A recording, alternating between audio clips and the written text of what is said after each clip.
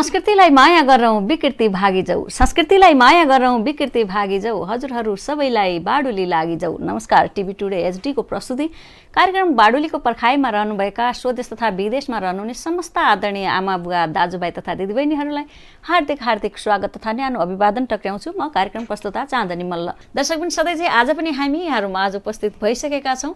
हामी यो कार्यक्रममा कहिले सुदूरपश्चिम र कर्णालीका लोकभाका, लोकगीत, देउडा गीत सङ्गीतले यहाँहरूलाई भरपूर मनोरञ्जन दिन्छौँ भने कहिलेकाहीँ त्यस क्षेत्रका विशिष्ट व्यक्तित्वसँग अझ भनौँ त्यो क्षेत्रमा जन्मिएर विभिन्न क्षेत्रमा आफ्नो विभिन्न ठाउँमा आफ्नो योगदान पुर्याउँदै आउनुभएका व्यक्तित्वसँग पनि कुराकानी गर्दै आएका छौँ र कहिले हाम्रो कला साहित्य संस्कृतिका बारेमा पर्यटनका बारेमा पनि चर्चा परिचर्चा गर्छौँ। आजको बसाइमा पनि हामी एकजना पाहुनालाई लिएर आएका छौँ। आजको बसाइ निकै नै रमाइलो रहनेछ, यहाँहरूलाई विश्वास दिलाउन चाहन्छु। म आजको बसाइमा हामीले गायक सुरेश शाहीलाई निम्त्याएका छौँ। हजुर, उहाँ कर्णाली जहाँ हाम्रो संस्कृतिको भण्डार छ, जहाँ देउडा गीतको खानी छ, त्यो क्षेत्रको हुनुहुन्छ। उहाँको जन्मस्थान कालीकोट कर्णाली हो भने आफू अहिले कामको सिलसिलामा यो सङ्गीत क्षेत्रमा आफूलाई समर्पित गर्दै काठमाडौँमा रहँदै आउनुभएको छ। थुप्रै गीत उहाँका यहाँले सुन्नु भएको छ। सुरेश शाही नाम पनि सुन्नु भएको होला, तर कतिपय ठाउँमा उहाँलाई प्रत्यक्ष मान्छेले अनुहारले चिन्दैनन् र कतिपय नामले पनि चिन्दैनन्, तर गीत चाहिँ उहाँको धेरै नै यहाँले सुन्नु भएको छ। त्यो कुराहरू हामी उहाँकै मुखबाट सुन्नेछौँ। उहाँले आज निकै मिठा गीत सुनाउनुहुनेछ। आजको बसाइ निकै रमाइलो रहनेछ भन्ने मैले पनि विश्वास लिएको छु। आउनुहोस्, कार्यक्रममा गायक सुरेश शाहीलाई स्वागत गरौँ। उहाँ एरेन्जर पनि हुनुहुन्छ, गीतको सङ्गीत पनि गर्नुहुन्छ, गाउनु पनि हुन्छ, अझ विभिन्न ठाउँमा पढाउनु पनि हुन्छ। उहाँले शिक्षा प्रदान पनि गर्दै आउनुभएको छ। उहाँसँगको मिठो कुराकानी हामी यहाँहरूमा आज राख्छौँ। उहाँलाई कार्यक्रममा स्वागत गरौँ। यहाँलाई हाम्रो कार्यक्रममा हार्दिक हार्दिक स्वागत छ। धेरै धेरै धन्यवाद छ। यति पपुलर लोकप्रिय टेलिभिजनको लोकप्रिय कार्यक्रममा मलाई पनि बोलाएर म भित्रका कुराहरू भन्ने मौका दिनुभयो र विशेष गरी मेरो परिचय तपाईँले अगाडि नै भनिसक्नु भएको छ। परिचय अलिक बढी भनिरहनु भएको छ। जे भए पनि कमसेकम मेरो आवाजलाई रुचाइदिनु हुने मेरा भगवान सरी दर्शकहरू सबैमा नमस्कार भन्न चाहन्छु। बाडुले खुट्को लगायौँ, धेरै पहिलादेखि लगाएको, बल्ल लाग्यो होइन? यो पनि जोर्नु पर्ने रहेछ क्या। कुनै पनि कुरा जोरेरै आउनु पर्दो रहेछ। धेरै पहिलादेखि नै सुरेश शाहीका गीत, देउडा भाका जुन हाम्रा आदरणीय दर्शकहरूले सुनिराख्नु भएको छ, हाम्रा श्रोताहरूले सुनिराख्नु भएको छ, त्यो गुन्जायमान आवाज हामी प्रत्यक्ष यसरी सुनाऊ भन्ने हाम्रो पहिल्यैदेखि चाहना हो। आज जुरेको छ। हाम्रो बाडुले खुट्को स्वीकार्नु भएको छ। यहाँलाई धेरै धेरै धन्यवाद। ढिलै भए पनि धेरै धेरै धन्यवाद फेरि पनि दिन चाहन्छु। ढिलै भए पनि अब बाडुले खुड्कोमा चाहिँ मजासँग गाउने रहर मेरो पनि थियो पहिल्यैदेखि र समय र परिस्थिति अनुसार ढिलै भए पनि आइपुगेको छु। आज बेसरी गाउने इच्छा गरेको छु मैले। हजुर, यहाँको पहिलो गीत, यहाँको आवाजमा रेकर्ड भएको पहिलो गीत निकै पपुलर गीत पनि हो, चर्चित गीत, हामी सबैले रुचाएको गीत, हाम्रो मनको भाव यहाँले बोल्नु भएको, यहाँको आवाज त्यसमा थपियो, सबैको मनको भावना थियो त्यो होइन? कार्यक्रमको सुरुमै सुनाइदिनु पर्ने भयो। न्याउली हृदय बनम पहिलो गीतका रूपमा मैले ठाडी भाका, त्यतिखेर ठाडी भाका अलिक कमै रेकर्ड हुने बेलामा त्यो रेकर्ड भएको थियो। त्यो गीत सुरु गर्छु है त म।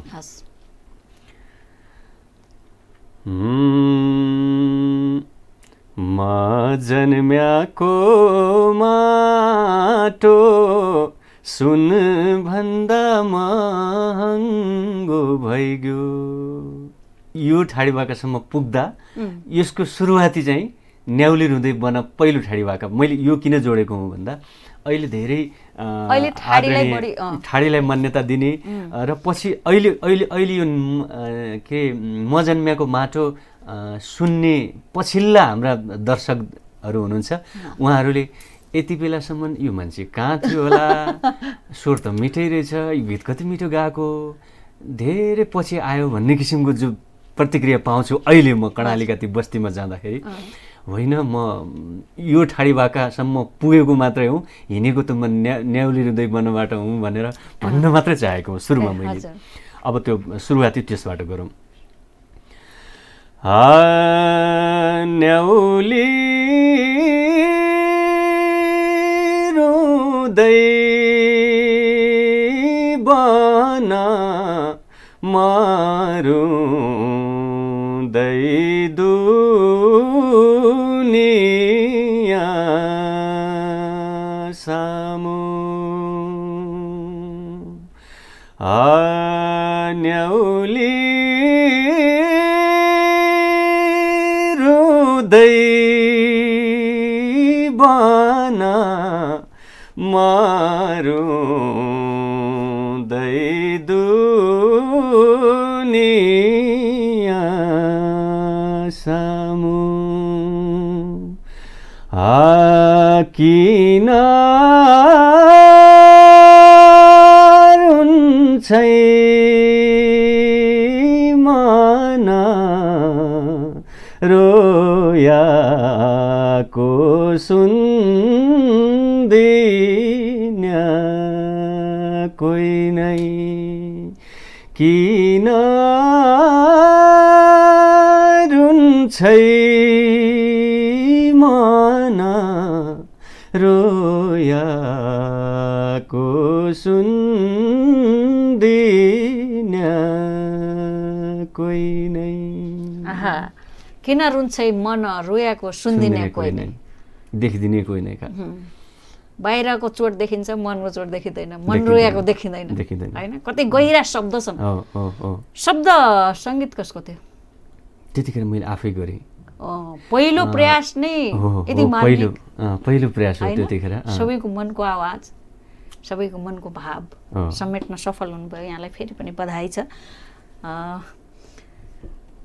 सुदूरपश्चिम र कर्णालीका जहाँ हाम्रा देउडा हाम्रो संस्कृतिका रूपमा हामी लिन्छौँ हाम्रो पहिचानका रूपमा लिन्छौँ ती गीतमा जुन यति गहिरा शब्द हामीले त्यतिखेर पाउँथ्यौँ पछिल्लो समय कमी भएको हो कस्तो लाग्छ यहाँ त यही गीत पनि लेख्नुहुन्छ एरेन्ज पनि गर्नुहुन्छ सङ्गीत पनि गर्नुहुन्छ हैन आफूले फिल गरेको कुरा यहाँलाई कस्तो लाग्छ समय अनुसार यो परिवर्तन भएको हो कि हामीले हाम्रो संस्कृतिलाई बिर्सिन लागेको हो कि अलिकति कस्तो कस्तो अन्यलको कुरा भयो कि यो कुरा यो सबैले गहन विचार गर्दै आएको मननयोग्य कुरा हो र प्रत्येक सर्जक स्रष्टा र यो क्षेत्रमा लागिरहने सम्पूर्ण महानुभावले भन्दै आएका कुरा यिनै हुन् चिन्तन यसैमा छ मलाई लाग्छ यो मिक्स अवधारणा जस्तो लाग्छ एक अर्को कुरा कुनै पनि कुरा यो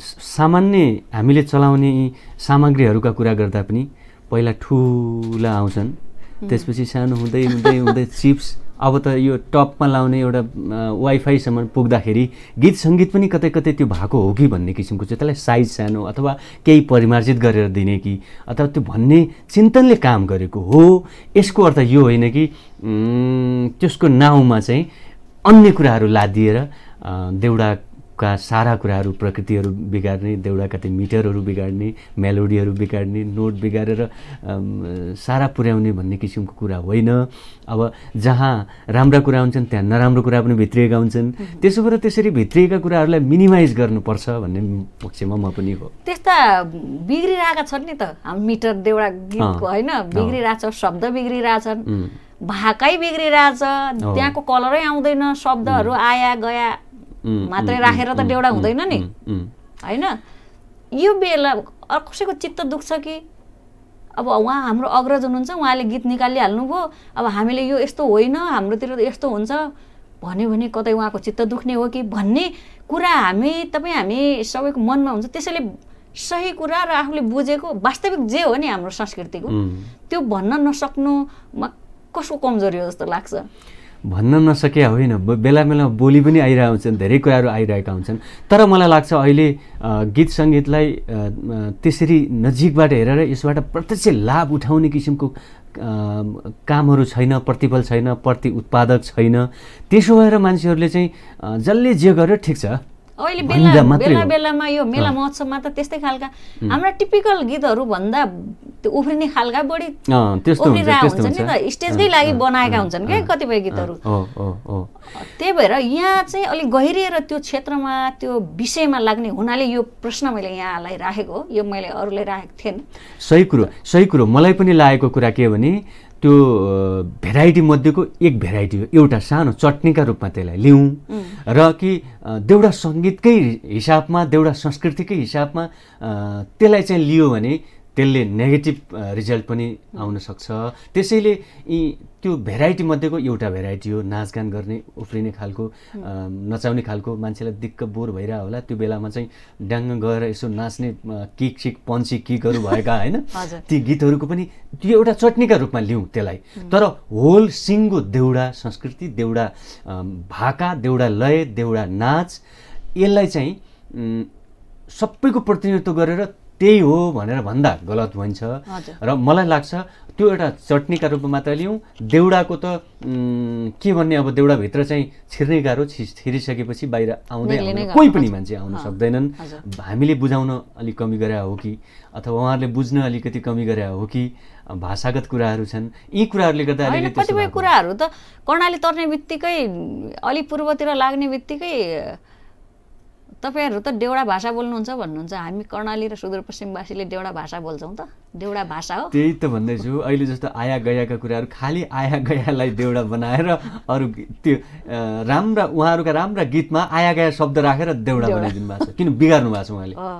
किन भन्दा उहाँको सेन्टिमेन्ट खेल्न खोज्नु भएको हो। सेन्टिमेन्ट त्यत्तिकै आएर गयाले खेलिँदैन। सेन्टिमेन्ट खेल्नुहुन्छ भने साँच्चीकै सर्जक हुनुस्, देउडाका भित्री ठाडी भाका बुझ्नुस्, नेउले गीतहरू बुझ्नुस्, देउडाका हुड्केउली गीतहरू बुझ्नुस्, ती के अरे छैटी राति हुँदाखेरि खेल्ने भुवा मागल झोडा चुट्किला यी भित्र जानुभयो भने साँच्चीकै तपाईका ती सिर्जनाले न्याय पाउँछन्। त्यतिखेर त्यो बुझेर राखेका आया गयाले अर्थ अनि मजा आउँछ कि अनि हाम्रो यो नेपाल मात्रै हैन अरु कुनै कन्ट्रीमा पनि हामीले त्यो म्युजिकल क्वालिटी मेन्टेन गरेर हामीले त्यो बनायौं भने अनि चाहिँ विभिन्न अन्तर्राष्ट्रिय अवार्ड हुन्छन्, त्यहाँ अवार्डेड हुनुस्, त्यसले ठुलो एउटा टेवा पुग्छ।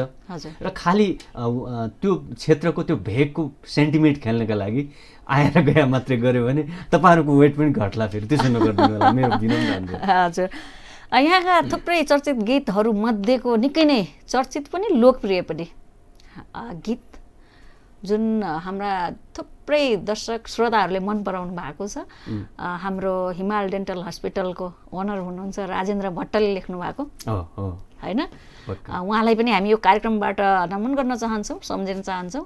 उहाँको सिर्जना जुन यहाँले आवाज दिनुभएको छ त्यो चाहिँ अब सुनाइदिनु पर्ने भयो। झल्का झल्का हिमाल। यतिखेर अब डाक्टर राजेन्द्र भट्ट हजुर, उहाँ देउडा भनेपछि अब हाम्रो यो संस्कृतिमा चाहिँ निकै पहिलेदेखि ठुलो योगदान छ। उहाँलाई यो क्षेत्रले अलिक कमै सम्झे हो कि जस्तो लाग्छ मलाई, मेरो व्यक्तिगत विचार। उहाँलाई डाक्टर राजेन्द्र भट्ट मात्र भनेर चिन्यो क्या हामीले, त्यसरी चिनियो। तर उहाँको संगीतप्रति झुकाव, उहाँको त्याग, तपस्या, बलिदान, सानो कुरा केही भयो भने हिमाल डेन्टल सम्झिने बेला। मैले विज्ञापन गरे होइन, तर भएको कुरा त भन्न पाइयो नि भनेको जस्तो यो टेलिभिजनमा आउँछु म आफ्नै घरमा आए जस्तो लाग्छ। हजुर, टिभी टुडेमा आएर बोल्दाखेरि हुन त इन्टरभ्यूका क्रममा कुनै कामको सिलसिलामा अन्य स्टुडियोहरूमा गइन्छ, माया ममता त त्यत्तिकै हुन्छ, तर पनि कता कता अलिकति आफ्नो घर आए जस्तो लाग्ने। एउटा गाउँमा पस्नु र आफ्नो घरभित्र छिर्नु फरक हुन्छ, थोरै फरक हुन्छ नि हैन? त्यो भाव सेन्टिमेन्ट खेल्दो रहेछ। त्यो सेन्टिमेन्टले हामीलाई पनि काम गर्यो। र अहिले डाक्टर साहब लेख्नुभएको, डाक्टर साहबै यहाँबाट नभनिहालौँ, गीतकार डाक्टर राजेन्द्र भट्ट, झल्कै हिमाल, यो सदाबहार गीत बनेको छ। म यहाँहरूप्रति नमन टक्राउन चाहन्छु। त्यतिखेरबाट अहिलेसम्म पनि यसको रफ्तारमा कुनै कमी आएको छैन, बरु बल्कि बढ्दै गएको छ। झल्कै हिमाल त्यतिखेर हामीले चाहिँ सुरुवात गरेका। म यो अलिकति गुनगुनाउँ है त। झल्का झल्का झल्का हिमाल,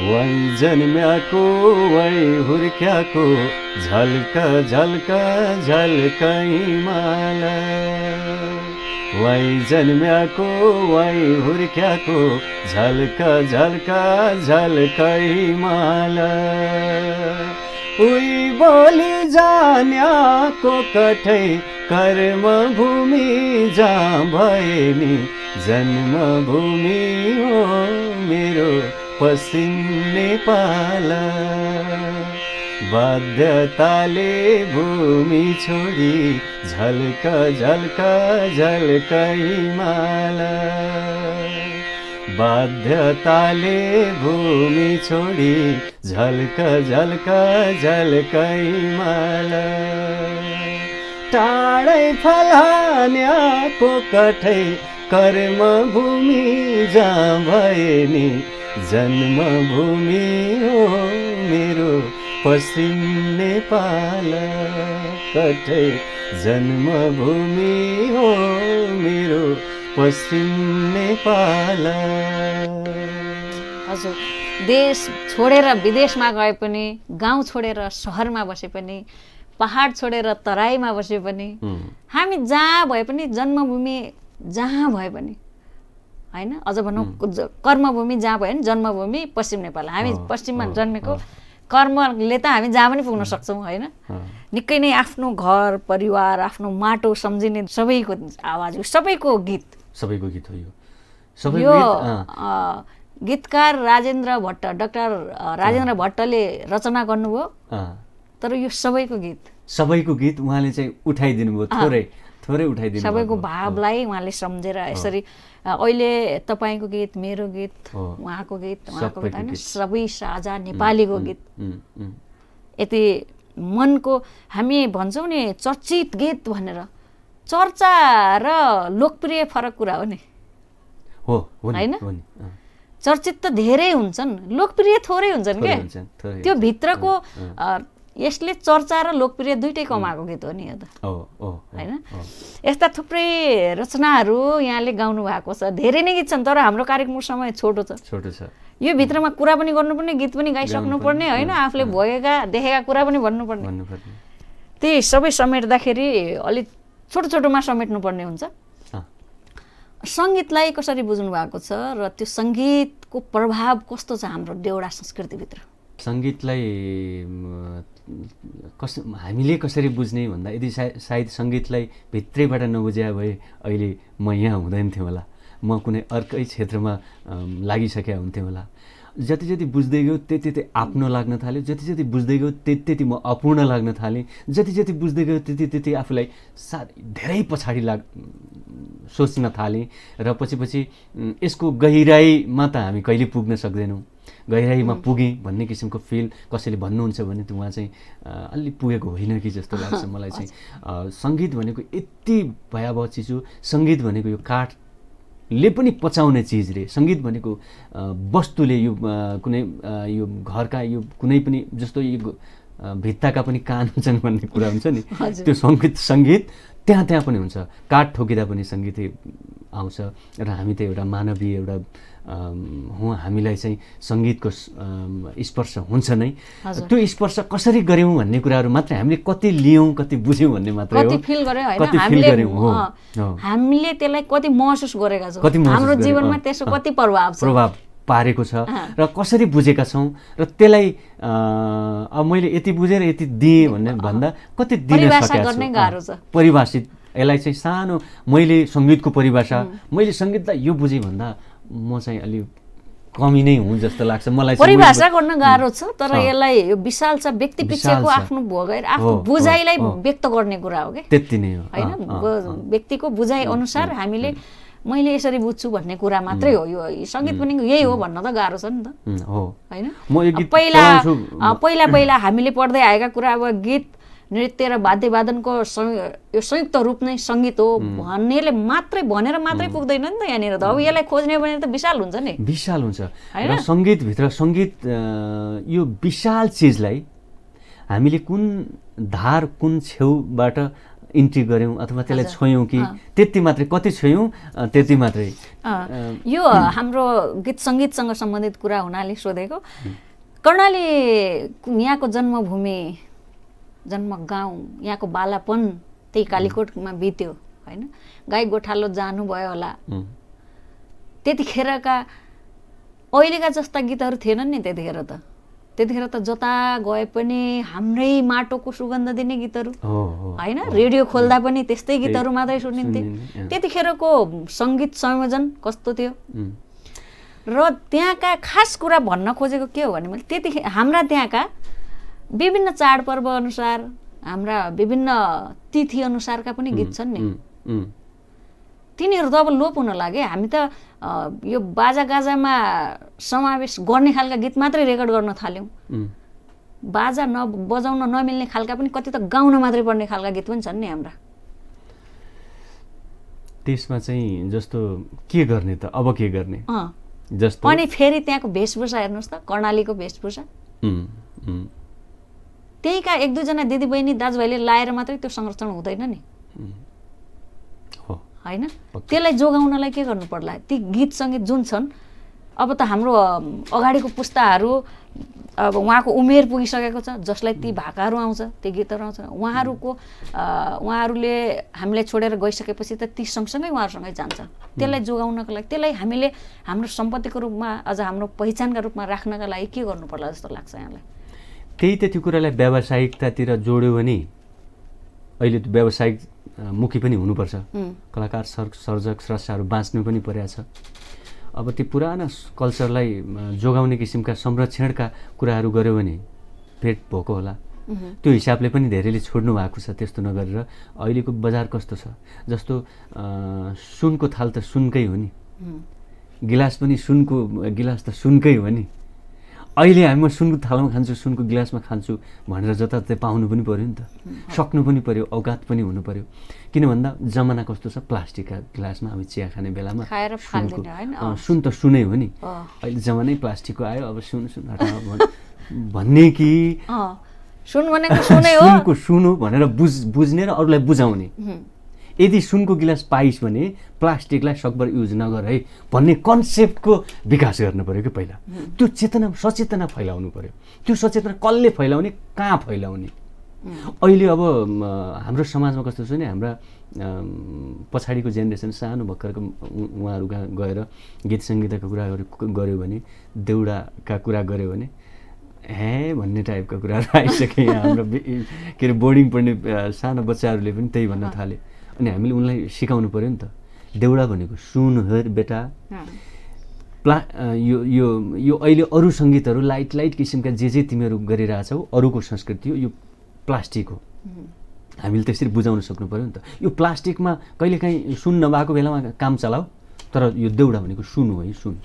त्यसलाई चाहिँ साँच्चीकै लाउनै पर्यो भने त्यो लगाऊ, त्यो युज गर, त्यो मनमा राखिराख। जहाँ पायो त्यही सुन चाहिँ नफाल, त्यसलाई राखिराख, त्यसको महत्त्व र गरिमा चाहिँ बजाइराख। हो, यो तरिकाले हामीले प्रशिक्षित गर्नुपर्छ। हजुर, कार्यक्रमको अन्त्यतिर आइसकेका छौँ, फेरि पनि एउटा गीत सुनाउनु पर्ने भयो। फेरि अब कुन सुनाउने होला, के गर्ने होला? धेरै गीत छन्, अब ठ्याक्कै यही भन्नु गाह्रो छ होइन। सुनभन्दा महँगो सुनाउनु बाँकी नै थियो। जुम्ला मेरो स्याउका फारमदेखि लिएर यी चलगोविन्द। जुम्ला कर्णालीको हुनुहुन्छ होइन, जुम्ला मेरा स्याउका फारम गाउनुहोस्, त्यसपछि चाहिँ फेरि ठाडी भाका गाउनुहोस्, अनि समय बच्यो भने फेरि अरू गाउँला होइन। ओके, जुम्ला मेरा स्याउका फारम यतिको त सम्झ्यौँ है त। मेली गाजो पलाई गयो, जुम्ला मेरा स्याउका फारम। मेली गाजो पलाई गयो, जुम्ला मेरा स्याउका फारम। जेउडो बाट्याको नै रे छ कि प्यारी जिउमारम। जेउडो बाट्याको नै रे छ कि प्यारी जिउमारम। हजुर, हाम्रो जुम्लामा धेरै स्याउ खेती पनि हुन्छ। हाम्रो कृषक दाजुभाइ, हाम्रो व्यावसायिक दाजुभाइ दिदीबहिनीलाई पनि समेट्न सक्यो। उहाँहरूलाई सलाम छ, सम्मान छ होइन। कम्तीमा आफ्नो भूमिमा केही गरिराख्नु भएको छ र त्यहाँको ताजा स्याउ थोरै भए पनि खान पाएका छौँ हामीले होइन। त्यसपछि अब ठाडी भाकातिर लागौँ। म जन्म्याको माटो सुन भन्दा महँगो भइग्यो। म जन्म्याको माटो सुन भन्दा महँगो भइग्यो। आकाशको बाटो हिँडेर पुगिने छैन आकाशको बाटो हिँडेर पुगिने छैन।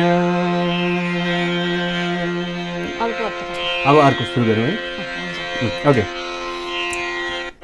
गीत त कति गाउँ जस्तो हुन्छ, तैपनि फेरि चलगोविन्दी पनि एउटा यी सबै सिरियस कति सिरियस गाएको होला, अलिकति यसो पनि गाउने नि भन्ने किसिमको अपेक्षा होला उहाँहरूको।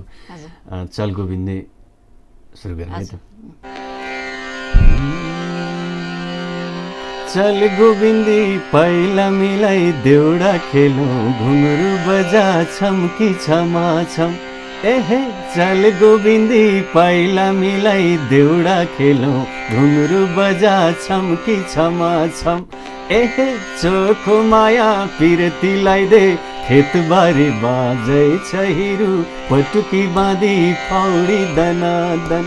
एहे चोखो माया पिरतीलाई दे खेतबारी बाजै छ हिरु पटुकी बाँधी पौडी दनादन। दनादन ए दनादन क्षमा छम ए क्षमा छम।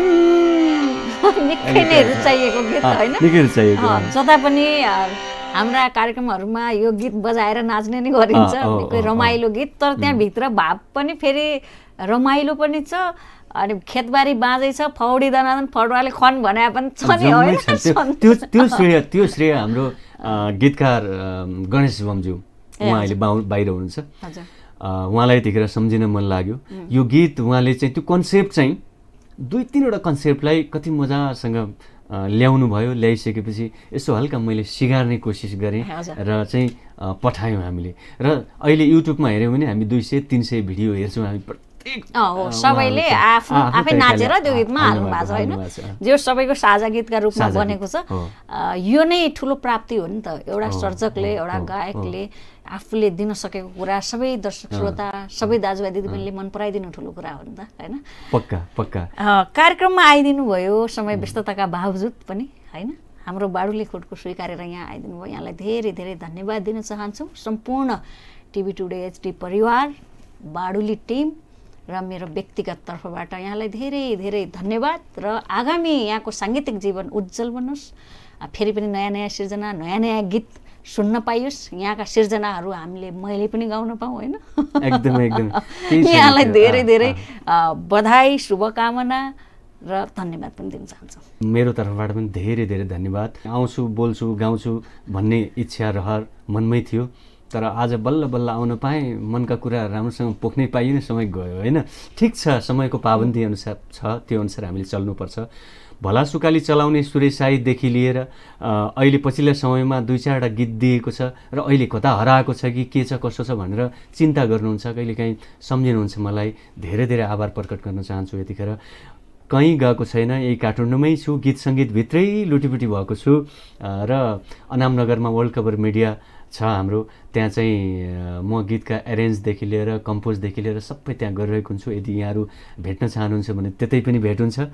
र बेला बेलामा यस्तै सञ्चार माध्यमहरूबाट उहाँहरू जस्ता व्यक्तित्वहरूले चाहिँ यसो देखाइदिनु भयो भने एकैपल्ट सबैले हेर्नुहुन्छ र यो यहीँ रहेछ भनेर भन्नुहुन्छ। लोकप्रिय टेलिभिजनको यो कार्यक्रममा मलाई पनि देखाइदिने मौका दिनुभयो र बोल्ने मौका दिनुभयो, यसप्रति यहाँहरूलाई हृदयदेखि नै धन्यवाद दिन चाहन्छु। र आगामी हाम्रा साङ्गीतिक यात्रा पनि जारी नै छ, हामी जारी राख्नेछौँ। र सहीलाई सही गलतलाई गलत उहाँहरूले छुट्याउनु पर्नेछ। देउडाको संरक्षण पनि गर्नु छ र व्यावसायिकता पनि खोज्नु छ। यही भएर हामीलाई गाह्रो छ। नयाँ स्रष्टा सर्जक जो हुनुहुन्छ उहाँहरूलाई पनि मेरो विनम्र अनुरोध छ, संरक्षणतिर पनि लाग्नुस् र व्यावसायिकतातिर पनि खोज्नुस्। र यो सम्मिश्रण तरिकाले हामीले जानु छ।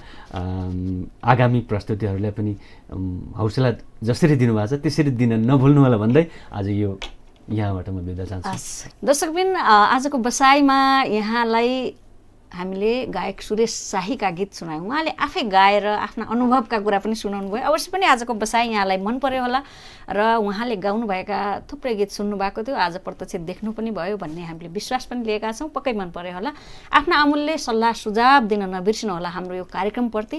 यहाँका सल्लाह सुझाव अनुसार नै हामी यो कार्यक्रमलाई अझ स्तरीय अझ राम्रो बनाउने कोसिस गर्नेछौँ।